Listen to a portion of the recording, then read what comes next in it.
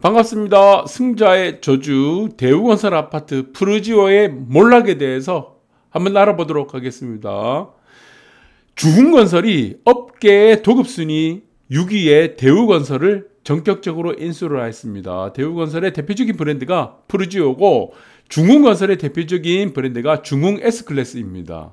그래서 S클래스 하니까 되게 촌스러운 그 브랜드명을 가지고 있는데, 아파트에서 차지하는 가치 중에 가장 중요한 것이, 저는 여러분들도 너무 다 똑같이 생각할 건데, 입지와 브랜드입니다.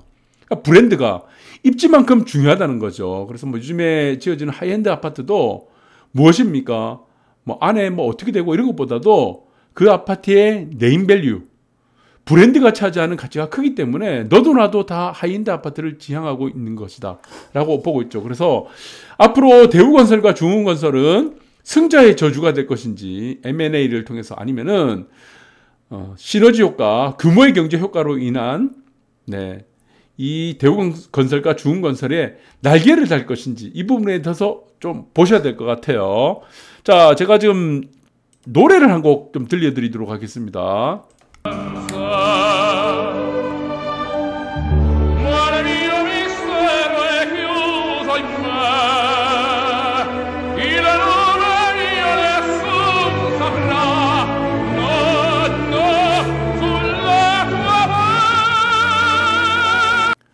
네, 이 곡은 너무나 유명한 곡입니다. 푸치니 오페라 투란도트의 넬슨 도르마입니다. 이 사람이 부른 사람이 여러분들 전 세계적으로 가장 유명한 성악가 이태리 테너죠. 루치아노 파바로티입니다. 이 사람이 부른 곡 중에 또 더 유명한 곡이 하나 있어요. 그 곡이 무슨 곡이냐면은 도나우디라고도 그러고 도나제티라고 그럽니다. 도나제티라고 쓸게요. 도나제티의 남몰래 흐르는 눈물. 네, 이 곡이 굉장히 유명한 곡입니다. 이 곡을 한번 잠깐 볼게요. 이 곡을 들어야지 이 오늘 내용을 여러분들이 이해를 할 수 있다. 자, 들어보겠습니다.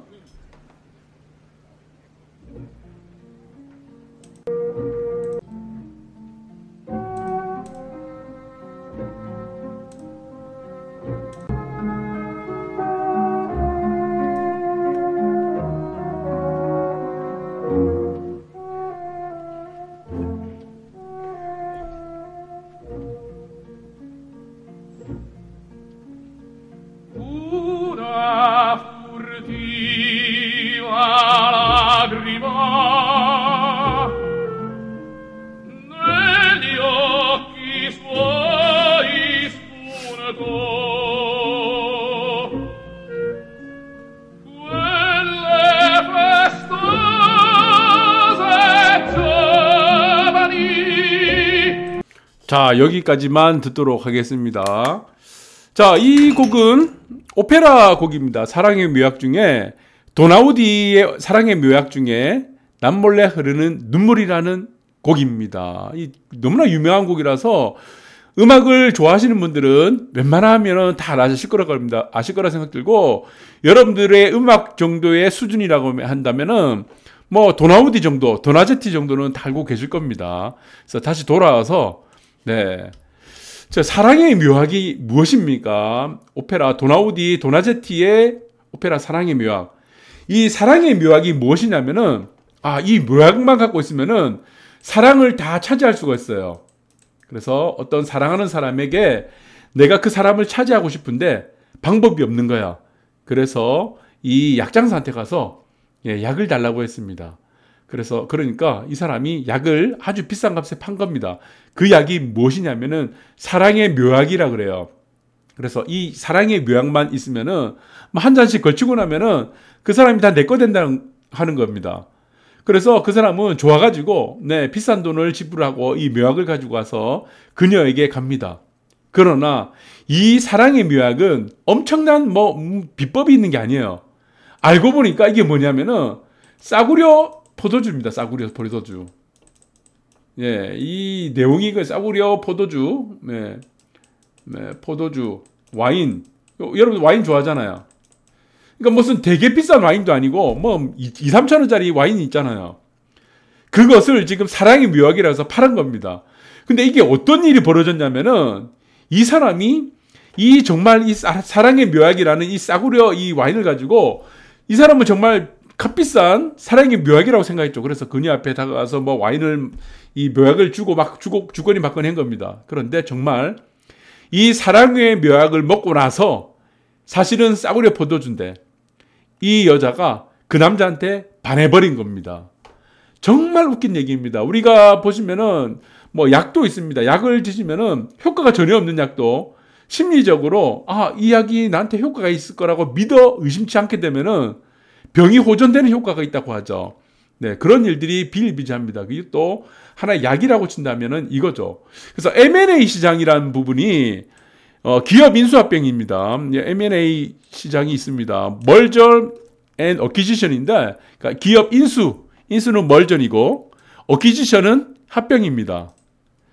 네, 그래서 지금 인수합병을 통해서 증우건설이 대우건설을 인수를 했는데, 자, 여기서 한번 볼게요. 지금 상황이 조금 애매합니다. 왜 그러냐면은 기존에 푸르지오에 사시는 분도 있을 거예요. 그러나 지금 중흥건설에서 청약을 준비하시거나 중흥건설에 사시는 분들은 아무 영향이 없어요. 그런데 푸르지오에 사시는 분들, 그리고 푸르지오에서 대우건설을 주도하고 있는 정비사업들이 있을 겁니다. 그리고 앞으로 푸르지오를 청약하시려는 분들도 있을 거예요. 공급되는 아파트. 그러면은 앞으로 푸르지오는 대우건설은 정비사업에서 어떤 지휘권을 가질 수 있느냐, 어떤 지위를 어느 정도까지 유지를 할 수 있냐, 이 부분도 굉장히 중요할 것 같습니다.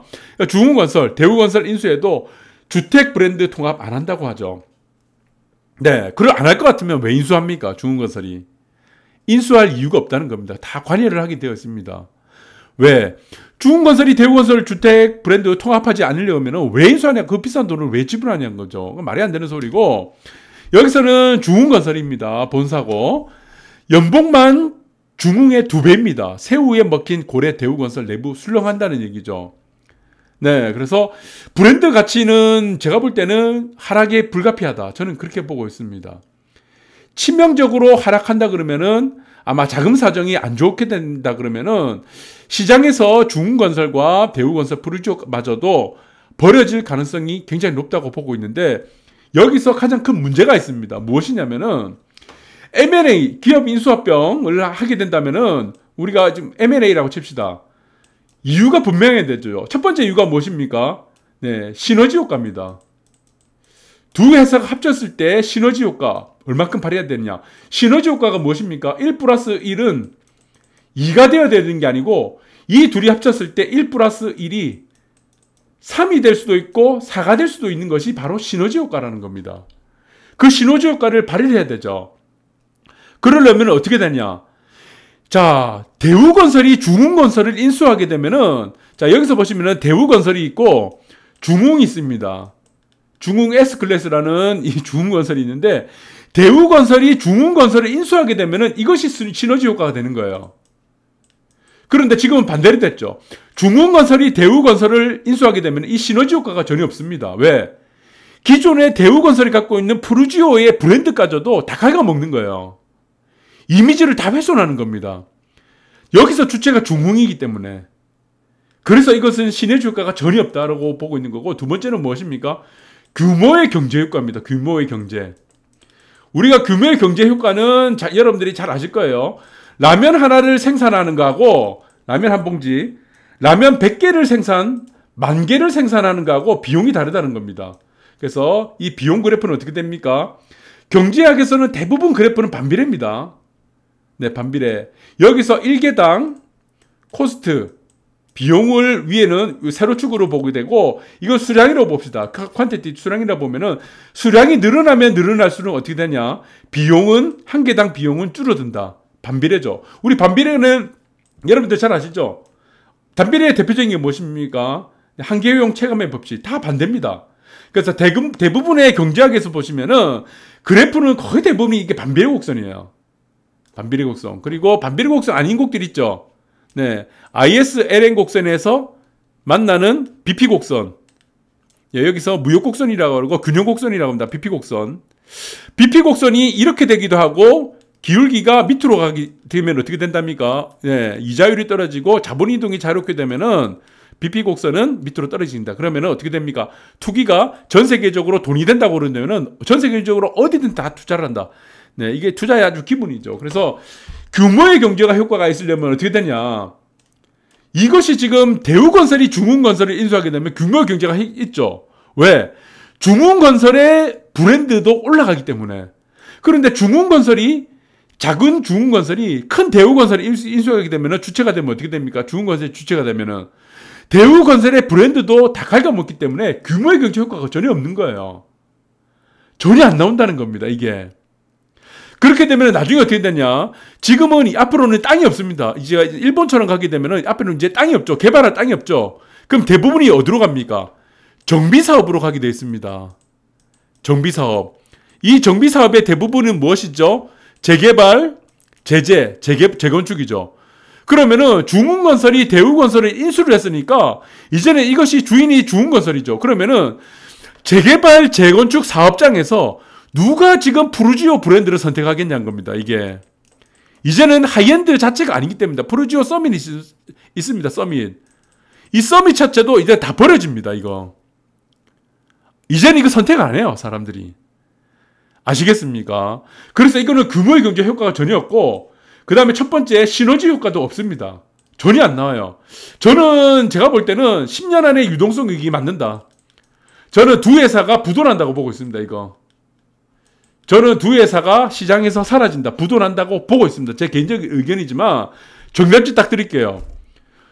중흥건설이 대우건설을 인수했다. 대우건설이 중흥건설을 인수를 했으면 시너지 효과와 규모의 경제 효과가 나지만 작은 중흥건설이 큰 대우건설을 인수했기 때문에 이거는 시너지 효과와 규모의 경제 효과가 전혀 없다. 그래서 저는 이거 10년 안에 유동성 위기 맞는다. 그래서 두 회사 다 부도난다. 그렇게 보고 있습니다. 푸르지오 같은 경우는 대우건설은 산업은행에서 주식을 갖고 있었죠. 이전에. 그래서 매각을 계속 진행하려고 했었습니다. 그래서 그 매각이 이제 이루어졌는데 안타깝게도 중이었다. 그래서 두 회사는 제가 볼 때는 개인적인 의견으로는 10년 안에 망할 가능성이 크다라고 보고 그리고 지금은 땅을 개발할 땅이 없기 때문에 이제 정비사업으로 목숨을 걸어야 됩니다. 앞으로는. 네, 여기서 규제가 완화되든 어떤 식으로든 재개발, 재건축에서 푸르지오 서밋을 선택할 네, 조합원들, 조합장은 앞으로는 제가 볼 때는 없을 거라 보고 있습니다. 그래서 여기서 보시면은 호남권의 대표적인 건설사가 있습니다. 중흥 있죠. 첫 번째가 뭐 중흥이 있고 제일 큰 데가 호남권에서 찾은 호반건설. 그 다음 한 군데가 부영이 있습니다. 부영. 이 3파전이에요. 호남권. 그래서 호반, 부영, 중흥이죠. 부영 같은 데는 이 전두환이죠. 전두환 쪽 일가죠. 예, 전두환 쪽 일가는 전남 하순이입니다. 본 적이 전남 하순이에요. 그래서 전두환 고향이 여러분들이 잘못 알고 있는 게 합천이라고 생각하는데 합천이 아닙니다. 태어난 곳이 합천이 아니에요. 예, 전두환이 태어난 곳은 아버지도 고향이고 그리고 어머니도 고향이고 전남 하순이 고향이고 전두환에 보시면은 가장 잘 데리고 다니는 사람 있잖아요. 네, 가장 믿고 있는 사람 장세동이죠. 장세동이 있는데 이 장세동의 고향이 어디입니까? 네, 고흥입니다. 고흥. 그래서 오공화국 때 보시면은 오공이죠. 오공화국 때 보시면은 국무총리가 있습니다. 국무총리 2명이 있었고 나머지 내각이 있었죠. 전부 다 고향이 어디냐면은 광주, 전남 광주. 그다음에 화순. 그다음에 보시면은 뭐 고흥, 순천 이렇습니다. 전부 다 이 청와대라든가 이 내각의 인사들이 전부 다 호남 출신들이었어요. 50 때. 그래서 전두환 일가가 하던 데가 이 일가 친척이 부영건설입니다. 그래서 전두환 일가 그리고 이순자 있죠. 와이프. 이순자 고향이 제가 알기로는 전남 광주로 알고 있습니다. 그래서 근데 이 전남 사람들이 이 전두환하고 이쪽 분들을 장세동 이분들이 완전 토박이거든요. 배척을 하는 이유를 모르겠습니다. 그래서 중흥건설, 호반건설, 부영이 조금 약해졌죠. 많이. 원래 좀 잘 나가다가 그래서 이제 가장 호반건설을 제치고 이제 중흥이 얻기 10위권 안에 드는 이제 건설사가 되었습니다. 이제 규모로 보면 대우건설을 보시면은 나와 있습니다. 푸르지오. 네, 여기 있죠. 푸르지오 6위였습니다. 도급순위 6위. 이게 올해 5월입니다. 올해 5월달. 그리고 중흥토건 여기 있습니다. 중흥토건의 중흥 S클래스. 네, 중흥이죠. 이게 15위. 둘이 합쳐서 하나의 건설사가 되었는데 여기서는 아까도 말씀드렸지만 시너지 효과. 네, 다시 쓸게요. 시너지. 이런 M&A를 하는 가장 중요한 원인 시너지 효과. 두 번째 규모의 경제 효과는 하나도 없습니다. 그래서 하나도 없기 때문에 지금 앞으로는 푸르지오 그리고 지금 푸르지오로 진행되는 재개발 재건축 조금 이거는 제가 볼 때는 이미 푸르지오를 만들어진 건 상관없어요. 그런데 지금 진행되고 있는 곳들이 있습니다. 그거는 그래도 좀 낫습니다. 그런데 앞으로 재건축 재개발이라든가 이제 청약 뭐 앞으로 분양 되는 곳들에서의 푸르지오와 중흥은 앞으로는 조금 입지가 그전과는 상당히 다를 거라고 보고 있는 겁니다. 그래서 지금 여러분들이 잘 보신 게 뭐냐면 제가 아까도 설명드렸죠. 규모가 큰 거를 인수했습니다. 내가는 A라는 이제 사업체가 있습니다. 사업체가 있는데 이 규모가 요만해요. B라는 기업이 있습니다. 이거를 B라는 기업이 어마어마하게 큽니다. 네, 여기도 사업이 있는데 A가 B를 인수하게 되면은 이거 망합니다, 거의. 여기서 한 70% 망해요. 근데 B가 A를 인수하게 되면은 망할 확률이 30%밖에 안 됩니다. 이 A가 망할 확률인. 그러니까 여기서 망할 확률이라는 거는 A가 B를 인수했기 때문에 B가 망할 확률이 70%라는 얘기죠. 그럼 B가 A를 인수하면 A가 망할 확률이 30%라는 얘기입니다. 이 부분들을 여러분들 잘 보셔야 되는데 M&A라는 멀저런 어퀴지션이라는 것들이 사실은 우리가 지속적으로 남남을 만난 거예요. 남남. 우리가 남남이잖아요. 부부도 남남이잖아요. 사실은. 조금만 뭐 잘못되면 삐지고 이혼하잖아요. 그거 자기 선택이니까. 권리니까 할 수 없는 건데 자 M&A도 마찬가지입니다. 이게 궁합이 잘 맞지 않습니다. 오랜 역사가 있고 업력이라는 게 있습니다. 기업들에. 갑자기 이 업력들에 쌓인 습관도 있고 관습이 있고 문화가 있는데 그것이 잘 이질되기 때문에 이 기업 문화라는 것들이 그렇게 쉽지 않다는 겁니다. 그래서 어떻습니까? M&A가 성공하려면 가장 중요한 게 무엇입니까? 큰 기업이 작은 기업을 인수해야 된다. 그래서 이 사례는 제가 볼 때는 중흥이 자, 이 대우를 인수했다는 거는 저는 이거는 큰 오판이다. 그리고 저는 10년 안에 유동성 위기로 몰락할 가능성이 굉장히 크다고 보고 있습니다. 그래서 대우에 있는 푸르지오 서밋이라는 브랜드마저도 다 침몰시키는 역할만 하고 있다고 보고 있습니다. 그래서 오늘 주제도 마찬가지지만, 네. 앞으로 쉽지가 않다라고 생각됩니다. 그래서 승자의 저주가 될 가능성이 크다. 그래서 푸르지오가 몰락하는 계기가 되지 않을까 생각됩니다. 오늘 방송 여기까지 하도록 하겠습니다.